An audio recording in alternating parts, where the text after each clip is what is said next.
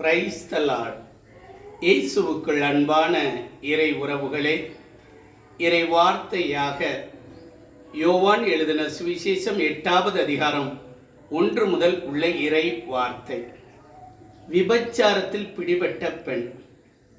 என் அன்பு தேவ பிள்ளைகளே, இயேசுவை சோதிப்பதற்கென்றே இதோ அறிஞர்களும் மற்றும் ஞானிகளும் அவரை எப்படியாவது சோதிக்க வேண்டும் என்று சொல்லி விபச்சாரத்தில் பிடிபட்ட ஒரு பெண்ணை அவர் முன்பாக கொண்டு வருகிறார்கள்.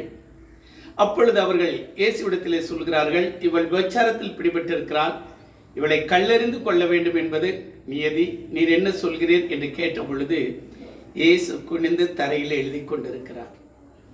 என் அன்பு தேவ பிள்ளைகளே, மீண்டும் மீண்டும் அவர்கள் கேட்கும் பொழுது இயேசு சொல்கிறார், உங்களில் யாராவது பாவம் செய்யாதிருப்பீர்கள் என்றால் முதலாவதாக நீங்கள் கல்லெறிங்கள் என்று சொன்ன பொழுது ஒவ்வொருவர் பின்பாக அனைவரும் போய்விட்டார்கள்.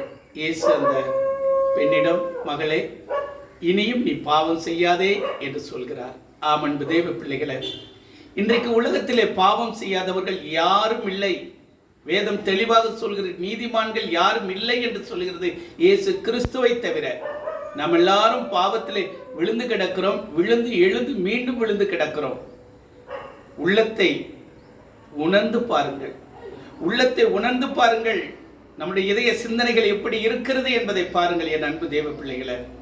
ஆம், இனி நீ பாவம் செய்யாதே போய் என்று சொன்ன பொழுது அந்த பெண்ணும் சரியையா என்று சொல்லி போகிறார். ஆம், இதுவரை நாம் பாவம் செய்திருந்தால் இனிமேல் ஆண்டவருக்குள்ளாக ஒப்பு கொடுப்போம். ஆண்டவரே, இனி நான் பாவம் செய்யக்கூடாது, பாவம் செய்யக்கூடிய சூழ்நிலைகள் என்னை தொடர்ந்து வந்தாலும் அதிலிருந்து விடுதலை கொடுக்கிறவர் நீர் என்று ஆண்டவருடைய சமூகத்தில் சரணாகதியாக அவரிடத்தில் நாம் வருவோம் என்றால் கண்டிப்பாக ஆண்டவர் நமக்கு துணை செய்வார்.